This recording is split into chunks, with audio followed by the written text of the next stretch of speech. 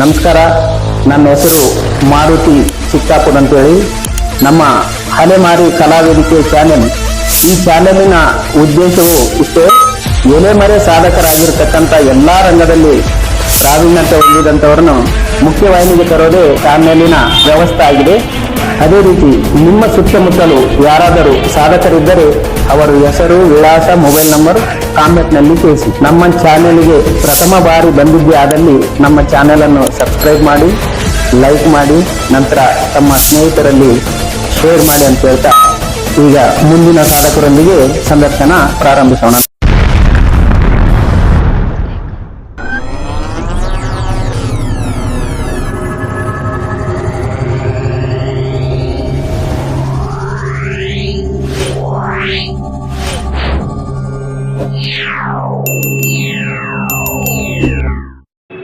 ನಮಸ್ಕಾರ.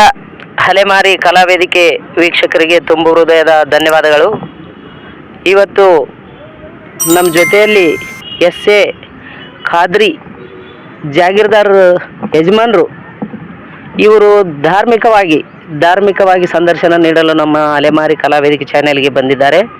ಅದಕ್ಕಾಗಿ ಇವತ್ತಿನ ದಿವಸದಲ್ಲಿ ನೀವು ಎಲ್ಲರೂ ಸೇರಿ ಯಜಮಾನರ ಜೊತೆಯಲ್ಲಿ ಸಂದರ್ಶನ ಮಾಡೋಣ. ಬನ್ನಿ. ನಮಸ್ಕಾರ ಯಜಮಾನ್ರೆ. ನಮಸ್ಕಾರ. ತಾವು ಯಾವ ಊರಿನ ಬಂಧುಗಳಿಗೆ? ತಾವು ಯಾವ ಊರಿನವರು, ನಂತರ ಎಲ್ಲಿಂದ ಬಂದ್ರಿ, ತಮ್ಮ ಒಂದು ಈ ಧಾರ್ಮಿಕ ದಾರಿಗೆ ಹೆಂಗ್ ಬಂದ್ರಿ ಅನ್ನೋದು ನಮ್ಮ ಅಲೆಮಾರಿ ಕಲಾವೇದಿಕೆ ಚಾನೆಲ್ ವೀಕ್ಷಕರಿಗೆ ತಿಳಿಸ್ಬೇಕಂತ ಹೇಳಿ ಕೇಳ್ಕೊಳ್ತಾ ಇದ್ದೀವಿ. ನೋಡಿ ಸ್ವಾಮಿ, ನಾವು ಜೇವರ್ಗಿ ತಾಲೂಕಾ, ಗುಲ್ಬರ್ಗಾ ಡಿಸ್ಟಿಕ್, ಕಾಚೂರು ಮತ್ತು ಬಿರಾಳ ಅಂತ ಎರಡು ಊರು ನಮ್ಮವು. ಆದರೆ ಅಲ್ಲಿ ಹುಟ್ಟಿ ಬೆಳೆದು ನಾನು ಮೊದಲಿನಿಂದಲೂ ಕನ್ನಡ ಮೀಡಿಯಂ ಮನುಷ್ಯ. ಆದರೆ ತತ್ವಜ್ಞಾನದಲ್ಲಿ ಜಾಸ್ತಿ ನಾನು ತಿರುಗಾಡಿದನು. ಆದರೆ ಒಳ್ಳೆಯ ಅಭಿಪ್ರಾಯವೇನು ಅಂತಕ್ಕಂಥದ್ದು ನನಗೆ ಪ್ರತಿಯೊಂದು ಏನಿದೆ ಶರಣರ ಸಂತಾನ, ಸೋಫಿ ಸಂತರ ಬಗ್ಗೆ ನನಗೆ ಹೆಚ್ಚಿನ ಮಾಹಿತಿ ಇದೆ ಮತ್ತು ಹೆಚ್ಚಿನ ಅದರ ಮೇಲೆ ಅವಲಂಬನೆ ಕೂಡ ಇದೆ. ಅದಕ್ಕೆ ಈಗ ತಾವುಗಳು ನಮಗೆ ಇಲ್ಲಿಯ ಒಂದು ಸಂದರ್ಶನಕ್ಕೋಸ್ಕರ ಕರೆಸಿದ್ದಕ್ಕಾಗಿ ನಿಮಗೆ ಹೃತ್ಪೂರ್ವಕವಾಗಿ ನಾನು ಧನ್ಯಗಳನ್ನು ಸಲ್ಲಿಸುತ್ತೇನೆ. ಇನ್ನೂ ಒಂದು ವಿಷಯ, ಈ ಜೀವನದಲ್ಲಿ ಪ್ರತಿಯೊಬ್ಬರು ಗುರು ಹಿರಿಯರು ಇರಲೇಬೇಕಂತಕ್ಕಂಥದ್ದು ಪ್ರತಿಯೊಬ್ಬರಿಗೂ ಇದ್ದೇ ಇರುತ್ತದೆ. ಆದರೆ ನಾವು ಜನ ಇವತ್ತು ನಾವು ಬಹಳ ಸಂಕಷ್ಟದಲ್ಲಿದ್ದೀವಿ. ಯಾಕೆ ಸಂಕಷ್ಟದಲ್ಲಿದ್ದೀವಿ ಅಂತಕ್ಕಂಥದ್ದು ನಿಮಗೆ ನಾನು ವಿವರವಾಗಿ ತಿಳಿಸ್ತೇನೆ. ನೋಡಿ ಸರ್, ನಮ್ಮಲ್ಲಿ ದೇವರು ಮನೆಯಲ್ಲೇ ದೇವರದಾರ, ಪ್ರತಿಯೊಬ್ಬರ ಮನೆಯಲ್ಲಿ ದೇವರದಾರ. ಆದರೆ ಇವತ್ತಿಗೂ ಆ ದೇವರಿಗೆ ಬೆಲೆ ಕೊಡೋರು ಒಬ್ಬರು ಇಲ್ಲ ಅಂತಕ್ಕಂಥದ್ದು ನನ್ನ ಅನಿಸಿಕೆ. ನಾವು ಎಷ್ಟೋ ದುಡ್ಡು ಖರ್ಚು ಮಾಡಿ, ನಾವು ಎಷ್ಟೋ ಅದಕ್ಕೆ ಪ್ರಯತ್ನ ಪಟ್ಟು ಗುಡಿ ಗುಂಡಾರಗಳಿಗೆ ಹೋಗ್ತೀವಿ, ದರ್ಗಾ ಮಂದಿರಕ್ಕೆ ಹೋಗ್ತೀವಿ. ಆದರೆ ದರ್ಗಾ ಮಂದಿರ, ಗುಡಿಯ ಗುಂಡಾರದಲ್ಲಿ ದೇವರು ಇರೋದಿಲ್ಲ ಬಂಧುಗಳೇ. ದೇವರು ಇರ್ತಕ್ಕಂಥದ್ದು ನಮ್ಮ ಮನೆಯಲ್ಲಿ ತಂದೆ ಮತ್ತು ತಂದೆ ತಾಯಿನೇ ನಮಗೆ ದೇವರು. ಅವರು ಕೊಟ್ಟಂಥ ಕೊಡುಗೆ, ಅವರು ಹೇಳಿದಂಥ ಮಾತು, ಅವರು ನಮಗೆ ಹಿರಿಯರನ್ನಾಗಿ ಮಾಡಿದ ಒಂದು ಕರ್ತವ್ಯ ನಾವು ಯಾವ ಕಾಲಕ್ಕೂ ಅವರ ಋಣ ಮುಟ್ಟಿಸ್ಲಿಕ್ಕಾಗೋದಿಲ್ಲ. ಆದರೆ ಇವತ್ತಿನ ದಿವಸ ಆ ಪರಿಸರ ಉಳಿದಿಲ್ಲ. ಯಾಕೆ ಉಳಿದಿಲ್ಲ ಅಂದರೆ ಎಲ್ಲರೂ ದೇವರು, ಎಲ್ಲರೂ ಶರಣಬಸಪ್ಪ ಅಂತಾರೆ, ಬಂಧನವಾಜ್ ಅಂತಾರೆ, ಕೋರಿ ಸಿದ್ದೇಶ್ವರ ನಾಲ್ವಾರ್ದವ್ರು ಅಂತಾರೆ. ಹೀಗೆ ಪ್ರತಿಯೊಂದು ಶರಣರ ಸಂತರ ಬಳಿ ಹೋಗುತ್ತಾರೆ. ಆದರೆ ಶರಣರ ಸಂತರ ಬಳಿ ಹೋಗಿ ಅಲ್ಲಿ ನಿಮಗೆ ಒಂದು ನ್ಯಾಯ ಪೈಸೆ ಕೂಡ ನಿಮಗೆ ಕೊಡುಗೆ ಸಿಗೋದಿಲ್ಲ ಅಂತಕ್ಕಂಥದ್ದು ನನ್ನ ಮನದ ಆಸೆ. ನಾನು ಅದೇ ಮುಂಜಾನೆ ನೀವು ಸ್ನಾನ ಮಾಡಿ ಒಳ್ಳೆಯ ದೃಷ್ಟಿಯಿಂದ ಎದ್ದು ಅದೇ ತಂದೆ ತಾಯಿಗೆ 2 ಪಾದಗಳಿಗೆ ನಮಸ್ಕಾರ ಮಾಡಿ ಅವರನ್ನು ತೆಗೆದುಕೊಂಡು ಅವರ ಒಂದು ಆಶೀರ್ವಾದ ತೆಗೆದುಕೊಂಡು ಹೋದರೆ ಎಲ್ಲಿಯವರೆಗೂ ನಾವು ಹೋಗುತ್ತೇವೆ ಅಲ್ಲಿಯವರೆಗೂ ನಮ್ಮ ಕೆಲಸ ಹಾಗೇ ಆಗುತ್ತದೆ ಅಂತಕ್ಕಂಥದ್ದು ನನ್ನ ಒಂದು ಅನಿಸಿಕೆ. ಇದು ನನಗೆ ಅನುಭವ. ಗುರುಗಳೇ, ಪರವಾಗಿಲ್ಲ. ಈಗ ನೀವಂದ್ರಿ ಶರಣ ಸಂತರ ಬೆಲೆಗೆ ಹೋದ್ರೆ ಅಲ್ಲಿ ಒಂದು ಪೈಸದ ಅನುಭವ ಸಿಗಲಿಕ್ಕಿಲ್ಲ ಅಂತೇಳಿ. ಒಂದು ವೇಳೆ ಈಗ ನೀವೇನು ಕಲ್ಕೊಂಡು ಬಂದಿರಿ ಇದನ್ನೆಲ್ಲ, ಈ ಥರದ ಮಾತುಗಳು ತಿಳಿಸ್ಬೇಕಂದ್ರೆ ಯಾರೋ ಒಬ್ರು ಗುರುಗಳು ಬೇಕಾಗ್ತಾರೇನಲ್ಲ ಈ ಜನ್ಮಕ್ಕೆ ಅಂತೇಳಿ? ಇಲ್ಲ, ಗುರುಗಳು ಬೇಕು. ಆದರೆ ಗುರುವಿಲ್ದೇ ಮನುಷ್ಯ ಇರೋದಿಲ್ಲ. ಗುರುನೂ ಬೇಕು, ಜೀವನದಲ್ಲಿ ಗುರಿನೂ ಬೇಕು. ಎರಡೂ ಇದ್ರೆ ತಾನೇ ಈ ಸಂಸಾರ ನಡೀತದ. ಆದರೆ ಗುರುವಿನ ಬಳಿ ಈಗ ಒಂದು ಎಕ್ಸಾಂಪಲ್ ಹೇಳ್ತೀನಿ. ನಾವು ಒಂದು ಮಾರ್ಕೆಟ್ಗೆ ಹೋಗ್ತೀವಿ. ಮಾರುಕಟ್ಟೆಯಲ್ಲಿ ನಾನಾ ಥರದ್ದು ಅಲ್ಲಿ ಪದಾರ್ಥಗಳು ಇರ್ತವೆ. ಆದರೆ ಯಾವ ಪದಾರ್ಥ ನಾವು ತಗೋಬೇಕು, ಯಾವುದನ್ನು ಅದಕ್ಕೆ ಆರಿಸಬೇಕು ಅಂತಕ್ಕಂಥದ್ದು ನಮ್ಮ ದೃಷ್ಟಿಯಲ್ಲಿ ಇರಬೇಕು ಅಷ್ಟೇ. ಎಲ್ಲನೂ ಅಲ್ಲಿ ಸಿಗ್ತದಂತ ನಾವು ತೆಗೆದುಕೊಳ್ಳಲಿಕ್ಕೆ ಬರಲ್ಲ. ಅದರೊಳಗೆ ಯಾವುದು ಅವಶ್ಯಕತೆ ಇರ್ತದೆ ಅದನ್ನೇ ನಾವು ತಗೋಬೇಕೆಂಬುದು ನನ್ನ ಆಸೆ. ಅಂದ್ರೆ ಯಾವುದು ಕೆಟ್ಟದ್ದು ಅನ್ಲಿಕ್ಕೆ ಬರಲ್ಲ, ಯಾವುದು ತಗೊಳ್ಲಿಕ್ಕೆ ಬರಲ್ಲ, ನಮಗೆ ಬೇಕಾದದ್ದು ಮಾತ್ರ ತಗೊಳ್ಬೇಕಂತೀರಿ ನೀವು? Correct correct. ಅವಶ್ಯಕತೆ ಇದ್ದಿದ್ದೆ ತಗೋರಿ. ಈಗ ನೋಡ್ರಿ, ಜೀವನ ಇದು ಒಂದು ಜೀವನ ಅಂದ್ರೆ ಒಂದು ಹುಟ್ಟೋದು ಆಕಸ್ಮಿಕ, ಸಾಯೋದು ನಿಶ್ಚಿತ. ಇದೊಂದು ಪ್ರತಿಯೊಬ್ಬರಿ ಹುಟ್ಟಿದ ಖುಷಿಗೂ ಗೊತ್ತದ. ಆದರೆ ಎರಡರ ಮಧ್ಯದಲ್ಲಿ ನಾವು ಈ ಜಗತ್ತಿನಲ್ಲಿ ಏನು ತೆಗೆದುಕೊಂಡು ಹೋಗ್ಬೇಕು, ನಾವು ಹೋದ್ರೂ ಕೂಡ ಇಲ್ಲಿ ಒಳ್ಳೆಯ ಮನುಷ್ಯ ಇದ್ದನಪ್ಪ, ಒಳ್ಳೆಯ ಅವಕಾಶ ಬೆಲೆ ಕೊಡ್ತಿದ್ನಪ್ಪ ಅಂತಕ್ಕಂಥದ್ದು ಪ್ರತಿಯೊಬ್ಬರ ಮನದಾಳದಲ್ಲಿ ಇರಬೇಕನ್ನೋದೇ ನನ್ನ ಆಸೆ. ಗುರುಗಳೇ, ಈಗ ನಮ್ಮ ಭೂಮಿಯಲ್ಲಿ ಹೆಣ್ಣು ಗಂಡು ಎರಡು ಬಿಟ್ಟರೆ ಇನ್ನೊಂದು ಜಾತಿ ಇಲ್ಲ ಅನ್ನೋ ಪದ ಕೆಲವು ಜನರು ಹೇಳ್ತಾರೆ. ಅಂಥ ಸಂದರ್ಭದಲ್ಲಿ ಈಗ ನಾವು ಸಾಕಷ್ಟು ಜಾತಿಗಳನ್ನು ಮಾಡ್ಕೊಂಡಿದ್ದೀವಿ, ಸಾಕಷ್ಟು ಧರ್ಮಗಳನ್ನು ಮಾಡ್ಕೊಂಡಿದ್ದೀವಿ. ಇವುಗಳನ್ನೆಲ್ಲ ಮರೆಸಿ ಒಂದು ಚೆತ್ತಿನಡೆ ಅಂದರೆ ಒಂದೇ ಮಾರ್ಗದಲ್ಲಿ ನಡೆಸಲಿಕ್ಕೆ ಆಗುವಂಥದ್ದು ಏನಾರ ಮಾರ್ಗ ಇದೆಯಾ ಈ ಜನಗಳನ್ನು ಒಂದು ಕಡೆ ಸೇರಿಸಲಿಕ್ಕೆ ಅನ್ನೋದು ನನ್ನ ಅಭಿಪ್ರಾಯ. ಸರ್, ನೀವು ಕೇಳಿದ ಪ್ರಶ್ನೆ ಭಾಳ ಕರೆಕ್ಟ್ ಪ್ರಶ್ನೆ. ಅದು ಹೆಣ್ಣು ಗಂಡು ಅಂತಕ್ಕಂಥ ಜಾತಿ ಎರಡೇ. ಅವರವರ ವ್ಯವಹಾರ, ಅವರವರ ಮಾರ್ಗದರ್ಶನ, ಅವರವರ ಅನಿಸಿಕೆಗಳಿಂದ ಜಾತಿಯಾಗಿದೆ ಹೊರತಾಗಿ ಇಲ್ಲಿ ಜಾತಿ ಅವಶ್ಯಕತೆ ಇಲ್ಲ. ಆದರೆ ಈಗ ಸದ್ಯ ಕಲಿಯುಗದ ಕಾಲದಲ್ಲಿ ಒಂದು ಜಾತಿ ವ್ಯವಸ್ಥೆ ಮಾಡಿದ್ದಾರೆ. ಇದು ಶುದ್ಧ ತಪ್ಪು ಅಂತ ನಾನು ಹೇಳ್ತೀನಿ. ಆದರೆ ನಾವು ಒಳ್ಳೆಯವರೇ ಒಳ್ಳೆಯ ಜಾತಿ, ನಮ್ಮ ನಡವಳಿಕೆ ಒಳ್ಳೇದು ಯಾವ್ದಿರ್ತದ ಅದು ಒಳ್ಳೆಯ ಜಾತಿ, ನಮ್ಮ ನಡವಳಿಕೆಯಲ್ಲಿ ಕೆಟ್ಟದ್ದು ಯಾವ್ದಿರ್ತದ ಅದು ಕೆಟ್ಟ ಜಾತಿ ಅನ್ನೋದೇ ನನ್ನ ಆಸೆ. ಅಂದ್ರೆ ಈ ಮೇಲು ಕೀಳು ಅನ್ನೋದೇನಿದೆ ಇದರಲ್ಲಿ ಗುರುತಿಸಿರಿ ಅಂತೀರಿ ನೀವು? ಒಳ್ಳೆ ಭಾವನೆಗಳಿಂದ ಮೇಲು ಕೀಳು ಗುರುತಿಸಿರಿ ವಿನ ಜಾತಿಯಿಂದ ಅಲ್ಲ ಅಂತೀರಿಲ್ಲ? ಯಾವುದೇ ನಮ್ಮ ನಡವಳಿಕೆ ಎಷ್ಟೇ ನಾವು ಸುಂದರವಾಗಿದ್ದರೂ ಕೂಡ, ಆದರೆ ನಿಮ್ಮಲ್ಲಿ ನಾವು ಈಗ ಅರಮನೆ ಕಟ್ಟಿಸ್ತೀವಿ, ಆ ಖಾಲಿ ಅರಮನೆ ಕಟ್ಟಿಸಿದ್ರೆ ಅದಕ್ಕೆ ಪದವಿ ಸಿಗೋದಲ್ಲ ನಿಮಗೆ. ನಿಮ್ಮ ನಡವಳಿಕೆ, ನಿಮ್ಮ ಮನಸ್ಸಿನಲ್ಲಿ ಒಳ್ಳೆಯ ಅನುಭವ ಇರಬೇಕು, ಒಳ್ಳೆಯ ಸುಖ ಶಾಂತಿ ಇರಬೇಕು. ಅಂದಾಗ ಆ ಮನೆ ಬೆಳಕಿಗೆ ಬರ್ತದೆ ಅನ್ನೋದೇ ನನ್ನ ಒಂದು ವಿಚಾರ. ಅಂದರೆ ಈಗ ನಿಮ್ಮ ಮಾತಿನ ಪ್ರಕಾರ ಈಗ ಈ ಒಂದು ಧಾರ್ಮಿಕ ಅನುಭವವುಳ್ಳವರು ಆ ಮನೆ ಶುದ್ಧವಾಗಿರ್ತದೆ ಅನ್ನೋದು ನಿಮ್ಮ ಭಾವನೆ. ಈ ಧಾರ್ಮಿಕ ದಾರಿಗೆ ಮಕ್ಕಳನ್ನ ತರೋದು ಹೇಗೆ? ಈಗಿನ ಮಕ್ಕಳ ಮಾತೇ ಕೇಳ್ತಾ ಇಲ್ಲಲ್ಲ, ಇದಕ್ಕೇನಾದರೂ ಮಾರ್ಗ ಇದೆಯಾ? ಮೊದಲಿನಿಂದ ಬುನಾದಿ ಹಾಕೊಂಡು ಬರೋದು ಅಲ್ಲ ಸರ್, ತಾವು ಕೇಳಿದ್ದು ಕರೆಕ್ಟ್ ಅದು. ಆದರೆ ಇವತ್ತಿಗಾದರೂ ಅಷ್ಟೇ, ಹಿಂದಿನ ಕಾಲ 400-500 ವರ್ಷದ ಇತಿಹಾಸ ತೆಗೆದ್ರು ಅಷ್ಟೇ, ನಮ್ಮ ಮನೆ ಸ್ವಭಾವ, ನಮ್ಮ ಮನೆ ಪ್ರಕೃತಿ, ನಮ್ಮ ಮನೆ ನಡವಳಿಕೆ ಹೇಗಿರ್ತದ ಹಂಗೆ ಮಕ್ಕಳು ಇರ್ತಾವೆ. ಆದರೆ ಆ ಮಕ್ಕಳಿಗೆ ನೋಡ್ತಕ್ಕಂಥದ್ದು ಕರ್ತವ್ಯ ತಂದೆ ತಾಯಿದು. ಯಾವಾಗ ಮಗು 7 ವರ್ಷದಿಂದ ಆಯಿತು, ಅದು ಮಗು 7 ವರ್ಷದಿಂದ 15 ವರ್ಷದ ತನಕಲೂ ಅದಕ್ಕೆ ಮಗುವಂತೆ ನೀವು ಜೋಪಾನ ಮಾಡಿರಿ. 15 ವರ್ಷ ಆದ ಬಳಿಕ 15 ವರ್ಷದಿಂದ 25 ವರ್ಷದವರೆಗೂ ಆ ಮಗುವಲ್ಲ ನಮ್ಮ ಮನೆಯಲ್ಲಿ ದುಡಿಲಿಕ್ಕೆ ಆಳದ ಅಂತ ತಿಳ್ಕೊಬೇಕು ನೀವು. 25 ವರ್ಷದಿಂದ ಅದು ನನ್ನ ಮಗುವಲ್ಲ, ಅದು ನನ್ನ ಸ್ನೇಹಿತ, ನನ್ನ ಒಬ್ಬ ಬಾಳು ಸಂಗಾತಿ ಅಂತ ನಾವು ತಿಳ್ಕೊಂಡ್ರೆ ಮಾತ್ರ ಈ ಜಗತ್ತಿನಲ್ಲಿ ಬದುಕಲಿಕ್ಕೆ ಸಾಧ್ಯ. ಅಂದ್ರೆ ವಯಸ್ಸಿಗೆ ತಕ್ಕಂಗೆ ಹಂತವಾಗಿ ಅವ್ರನ್ನ ಗುರುತಿಸೋ ಪ್ರಯತ್ನ ಮಾಡ್ಬೇಕು ನಾವು. ಯಾವತ್ತಿಗೂ ನಮ್ಮ ಮಗ ಇರ್ಲಿ ತಗೋ ಹಂಗಂತೇಳಿ ಅಂತ ಭಾವನೆಗಳಿಂದ ಹೋಗ್ಬಾರ್ದು, ಅವಶ್ಯ ಹೋಗ್ಬಾರ್ದು. ಅವರ ಯಾವಾಗ ಈಗ ನೋಡಿ, ಈಗ 15 ವರ್ಷ ಆದ ಬಳಿಕ ಮಗುವಿನ ಬಳಿ ಶಕ್ತಿ ಬರ್ತದೆ. ಅದಕ್ಕೆ ನಿಮ್ಗೆ ತದ್ದು ವಿರುದ್ಧವಾಗಿ ಉತ್ತರ ಕೊಡಬಹುದು. ಆವಾಗ ನೀವು ಆಸ್ಪದ ಕೊಳ್ಳಕ್ಕೆ ಹೋಗ್ಬೇಡ್ರಿ. ನೀವು ಅವರಿಗೆ ಒಂದು ಆಳಿನ ಥರ, ನಮ್ಮ ಮನೆಯಲ್ಲಿ ಆಳಿಗೆ ನಾವು ಹ್ಯಾಂಗೆ ಕೆಲಸ ತಗೋತೀವಿ ಅದ್ರಂಗೆ 25 ವಯಸ್ಸು ಆಗ ತನಕ ತಗೋಬೇಕು ನಾವು. ಅಂದಾಗ ಅದು ಒಂದು ಲೆವೆಲ್ಗೂ ಹೋಗಿಬಿಡ್ತದೆ ಹುಡುಗ. ಆ ಲೆವೆಲ್ಗೂ ಹೋಯ್ತು ಅಂದ್ರೆ ಮುಂದೆ 25 ವರ್ಷ ದಾಡಿತು, ನನ್ನ ಮಗ ಅಲ್ಲ, ನನ್ನ ಸ್ನೇಹಿತ, ನನ್ನ ಒಂದು ಬಳಗ, ಒಂದು ಮುದ್ದಿನ ಒಂದು ಗೆಳೆಯ ಅಂತ ನಾವು ತಿಳ್ಕೊಂಡ್ರೆ ಮಾತ್ರ ಬೆಸ್ಟ್ ಆಗ್ತದೆ ಅಂತ ನನ್ನ ಅನಿಸಿಕೆ. ಗುರುಗಳೇ, ಒಳ್ಳೆ ವಿಚಾರ ಹೇಳಿದ್ರಿ. ಆದರೆ ಈ ಒಂದು ದೇಶನ ನಡೆಸಬೇಕಂದ್ರೆ ಒಂದು 4 ಅಂಗಗಳು ಅಂತ ಹೇಳ್ತಾರೆ. ಯಾವುವು? ಕಾರ್ಯಾಂಗ, ಶಾಸಕಾಂಗ, ನ್ಯಾಯಾಂಗ. ಅದರಲ್ಲಿ ಇನ್ನೊಂದು ಅಂತಂದರೆ ಇದೊಂದು ಅಲ್ಲ, ಮಾಧ್ಯಮಗಳದ್ದು ಕೂಡ 4ನೇ ಅಂಗ ಅಂತ ಹೇಳ್ತಾರೆ. ಅದಕ್ಕೆ ಮಿಗಿಲಾದಂಥದ್ದು ಈ ಧಾರ್ಮಿಕ, ಇದೊಂದು ಅಂಗನೇ ಅಂತ ನಾನು ಭಾವಿಸ್ತೀನಿ. ಆದರೆ ಈ ಧಾರ್ಮಿಕ ಏನಾದ, ಧಾರ್ಮಿಕ ಎಂಬೋ ಒಂದು ಇದೇನು ನಡವಳಿಕೆ ಇದೆ, ಇದಕ್ಕಾದಂಥ ಒಂದೊಂದು ಧರ್ಮಗುರುಗಳಿದ್ದಾರೆ. ಆ ಧರ್ಮಗುರುಗಳ ಆ ಧರ್ಮದ ಬೋಧನೆ ಮಾಡಲಿ, ನಂತರ ಬೇರೆಯವರು ಕೆಲಸ ಬೇರೆಯವರು ಮಾಡಲಿ. ಆದರೆ ಧರ್ಮಗುರುಗಳು ರಾಜಕೀಯಕ್ಕೆ ಬರೋದು, ರಾಜಕೀಯದವರು ಧರ್ಮಕ್ಕೆ ಹೋಗೋದು, ಇದೇ ಸರಿ ಅಲ್ಲ ಅಂತ ನನಗನ್ನಿಸ್ತಾ ಇದೆ. ಇತ್ತಿತ್ತಲಾಗಿ ಭಾಳ ಜನರು ಧಾರ್ಮಿಕ ಗುರುಗಳಾದಂಥವರು ರಾಜಕೀಯಕ್ಕೆ ಬರ್ತಾ ಇದ್ದಾರೆ. ಇದು ಎಷ್ಟರ ಮಟ್ಟಿಗೆ ಸರಿ ಅನ್ನೋದು ತಮ್ಮನ್ನು ಕೇಳ್ತಾ ಇದ್ದೀನಿ. ನಾನು ನೋಡ್ರಿ ಸರ, ಏನೋ ಒಂದು ನಿಮ್ಗೆ ಅವಶ್ಯವಾಗಿ ನಾ ಇದ್ರ ಬಗ್ಗೆ ಹೇಳ್ತೀನಿ. ಈಗಿನ ಈ ಕಲಿಯುಗದ ಶರಣರು, ಇದನ್ನ ಶರಣರಂತ ನಾವು ಒಪ್ಪೋದಲ್ಲ. ಅವ್ರಿಗೆ 400, 500, 1300, 800 ಇತಿಹಾಸ ತೆಗೆದು ಬಿಟ್ಟ ನೋಡ್ರಿ ನೀವು. ಒಂದು ಶರಣರಾಗಬೇಕಾದ್ರೆ ಅವ್ರು ಎಷ್ಟು ಕಷ್ಟಪಟ್ಟಾರ, ಅವ್ರು ಎಷ್ಟು ದುಡಿಮೆ ಆಗ್ಯದ. ತಾವು ಉಪವಾಸಿದ್ದು ಮತ್ತೊಬ್ಬರಿಗೂ ಉಪವಾಸ ಇರ್ಲಾರ್ದಂಗೆ ಅವ್ರು ಊಟ ಕೊಡ್ತಿದ್ರು ಮೊದಲಿಂದವರು. ಆದ್ರೆ ತಾವು ಎಷ್ಟು ತ್ರಾಸಿದ್ರು ಕೂಡ ತನ್ನ ಭಕ್ತರಿಗೆ ಮಾತ್ರ ತ್ರಾಸು ಕೊಡ್ತಿದ್ರು ಅವರು. ಒಬ್ಬವನಿಗೆ ಒಂದು ಭಕ್ತ ಮಾಡಬೇಕಾದ್ರೆ ಅವರು ಮನೆಗೆ ಹೋಗಿ ಅವ್ರ ಮನ್ಯಾಗ 4 ದಿವಸ ಇದ್ದು ಈ ನಡವಳಿಕೆ ಹಿಂಗೆ, ಈ ನಡವಳಿಕೆ ಹಿಂಗೆ, ಈ ನಡವಳಿಕೆಯಿಂದ ನಾವು ನಡಿಬೇಕು ಅಂತ 4 ದಿವಸ ಅವ್ರಿಗೆ ಪಾಠ ಹೇಳಿ ಬರ್ತಿದ್ರು ಹಿಂದಕ್ಕಿನ ಕಾಲದ ಶರಣರು. ಅದಕ್ಕೆ ಅವರು ಅಜಗಜಾರಾಮವಾಗಿ ಅವರು ಇವತ್ತಿನ ದಿವಸ ಅವರ ಸನ್ನದಿಗೆ ಹೋಗಿ ಹೆಸರಾಗಿದೆ. ಆದ್ರೆ ಇವತ್ತಿನ ಗುರುಗಳಿಂದ ಜನ ಏನು ಈ ಕಲಿಯುಗದಲ್ಲಿ ಅದ್ದಾರ ಖಾಲಿ ದುಡ್ಡಿಗೋಸ್ಕರ ಅವರು ಅನ್ನೋದು ನನ್ನ ಅನಿಸಿಕೆ. ಅದಕ್ಕಾಗಿ ಹೆಚ್ಚೆಚ್ಚಿಗಾಗಿ ರಾಜಕಾರಣಿಗೆ ಬರ್ತಾ ಇದ್ದಾರೆ.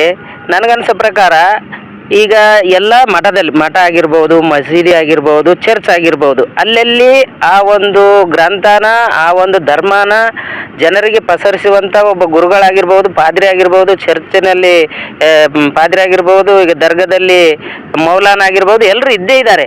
ಆದರೆ ಅಂಥ ವಿಷಯಗಳನ್ನು ರಾಜಕೀಯಕ್ಕೆ ಎಳೆದು ಅದೊಂದು ಬಂಡವಾಳ ಮಾಡಿಕೊಂಡು ಅದನ್ನೇ ಒಂಥರ ಜನಗಳಿಗೆ ಮಂಗ ಮಾಡ್ತಾ ಯುವಕರನ್ನ ದಾರಿ ತಪ್ಪಿಸೋದು ಎಷ್ಟರ ಮಟ್ಟಿಗೆ ಸಾಧ್ಯ ಅಂತ ನನ್ನ ಅಭಿಪ್ರಾಯ ಗುರುಗಳೇ. ಇದಕ್ಕೆ ತಮ್ಮ ವಿಚಾರ?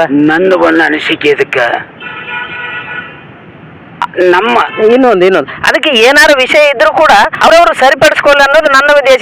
ಇದ್ರ ಬಗ್ಗೆ ಮಾತಾಡ್ಬೇಡ್ರಿ ಅಂತಲ್ಲ, ಮಾತಾಡ್ಲಿಕ್ಕೆ ಅವ್ರು ಅದಾರ. ಯಾವ ಧರ್ಮ ಮಠದಲ್ಲಿ, ಚರ್ಚಿನಲ್ಲಿ, ಮಸ್ಜಿದಲ್ಲಿ ಯಾರು ಮಾತಾಡ್ಬೇಕು ಅವ್ರು ಮಾತಾಡ್ಲಿ, ಅದ್ರ ಬಗ್ಗೆ ಅವ್ರು ಚರ್ಚೆ ಮಾಡ್ಲಿ. ನಾವು ರಾಜಕೀಯದವ್ರು, ನಮ್ಮ ರಾಜಕೀಯ ಕೆಲಸ ಅದಲ್ವಲ್ಲ. ನಾವು ದೇಶ ನೋಡ್ಕೊಳ್ಬೇಕು, ಆಡಳಿತ ನೋಡ್ಕೊಳ್ಬೇಕು, ಈ ವಿಚಾರದಲ್ಲಿ ತೊಡಗ್ರಿ ಅನ್ನೋದು ನನ್ನ ಭಾವನೆ. ಇದಕ್ಕೆ ತಮ್ಮ ಪ್ರಶ್ನೆ ಹೇಳ್ಬೇಕು ಗುರುಗಳೇ. ನೋಡಿ ಸರ, ನಮಗ ಹುಟ್ಟಿದ ಬಳಕ ಶಿವನ ಸೃಷ್ಟಿಯಿಂದ ನಾವು ಅವನೇ ನಮಗೆ ಶರಣರು ಮಾಡಿ ಕಳ್ಸ್ಯಾನ.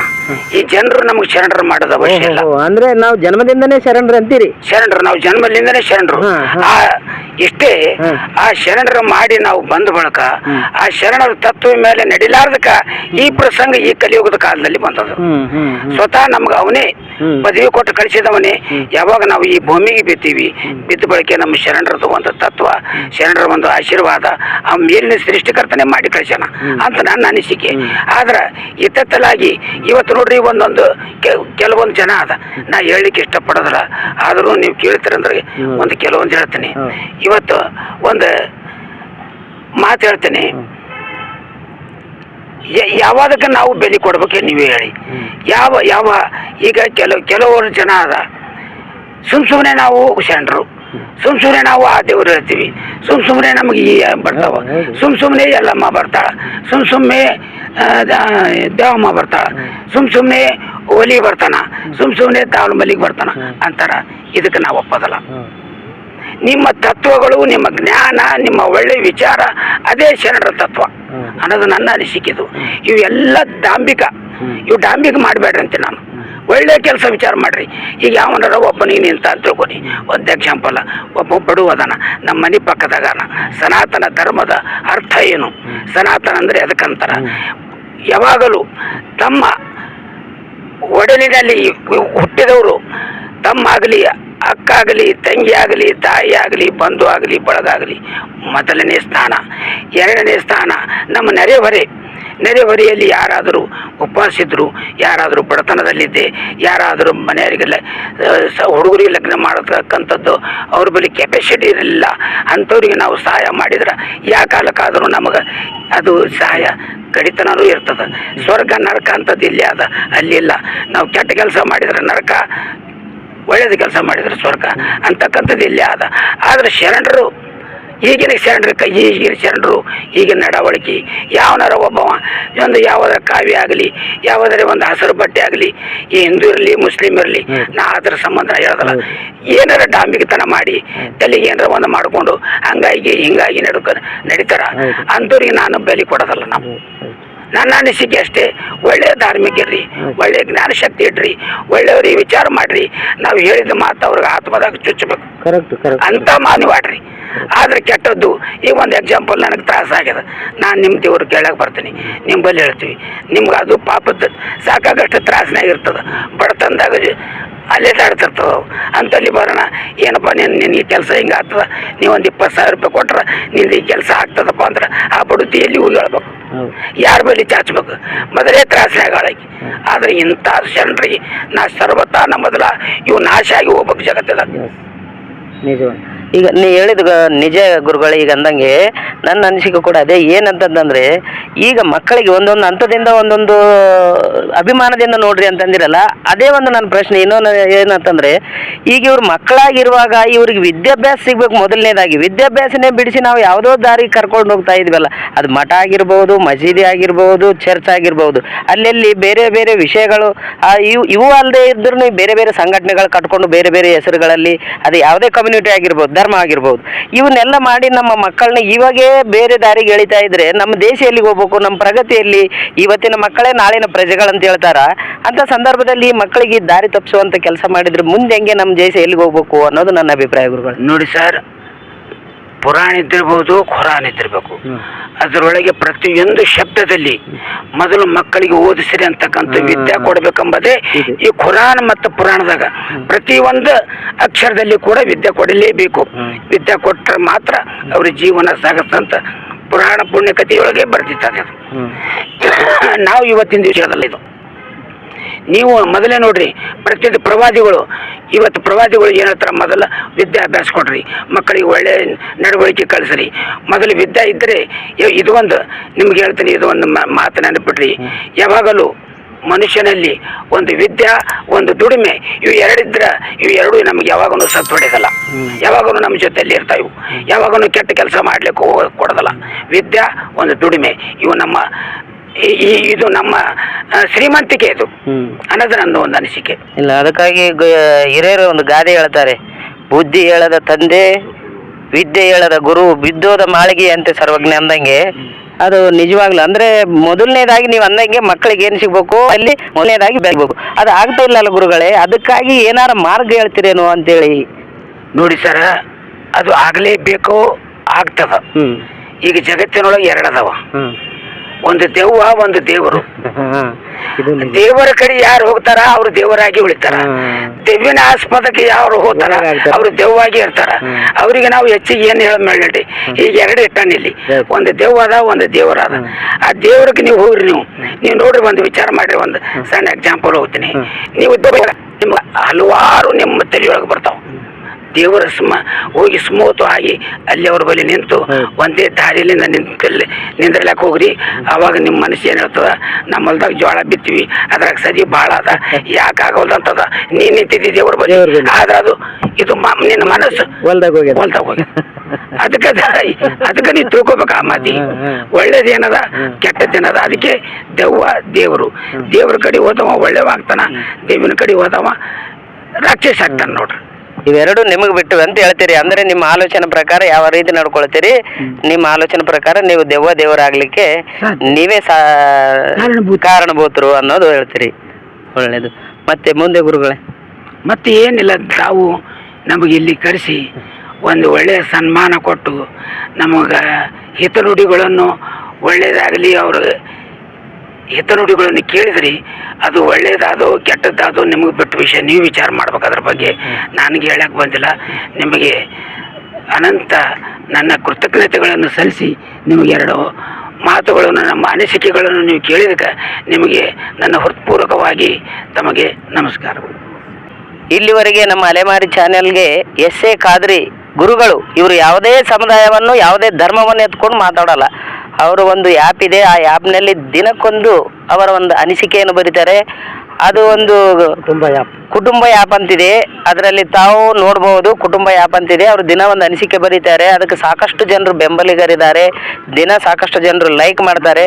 ಅದಕ್ಕಾಗಿ ತಾವು ಕೂಡ ಆ ಕುಟುಂಬ ಆ್ಯಪ್ನಲ್ಲಿ ಗುರುಗಳ ನಂಬರ್ ಹಾಕಿರ್ತೀವಿ, ನಮ್ಮ ಚಾನೆಲ್ ನಂಬರ್ ಕೊಟ್ಟಿರ್ತೀನಿ. ಆ ನಂಬರ್ ತೆಗೆದುಕೊಂಡು ಕುಟುಂಬ ಆ್ಯಪ್ ನೀವು ಸರ್ಚ್ ಮಾಡಿ ಅವರಿಗೆ ಬೆಂಬಲಿಗರಾಗಿರಿ. ಅವ್ರು ಹೇಳಿದಂಥ ಒಳ್ಳೆ ಒಳ್ಳೆ ಮಾತುಗಳ ಹಾದಿಯಲ್ಲಿ ನಡೆದು ನೀವು ಕೂಡ ಒಳ್ಳೆಯವರಾಗ್ತೀರಿ ಅಂತ ಹೇಳ್ತಾ ನಮ್ಮ ಚಾನೆಲ್ಗೆ ಬಂದು ಸಂದರ್ಶನ ಕೊಟ್ಟಂಥ ಗುರುಗಳಿಗೆ ನಮ್ಮ ಚಾನೆಲ್ ವತಿಯಿಂದ, ನಮ್ಮ ವೀಕ್ಷಕರ ವತಿಯಿಂದ ಹಾಗೂ ನಮ್ಮ ವತಿಯಿಂದ ಹೃತ್ಪೂರ್ವಕ ಧನ್ಯವಾದಗಳನ್ನು ಸಲ್ಲಿಸುತ್ತಾ ಈ ಸಂದರ್ಶನವನ್ನು ಇಲ್ಲಿಗೆ ಮುಗಿಸೋಣ. ನಮಸ್ಕಾರ ಗುರುಗಳೇ. ನಮಸ್ಕಾರ.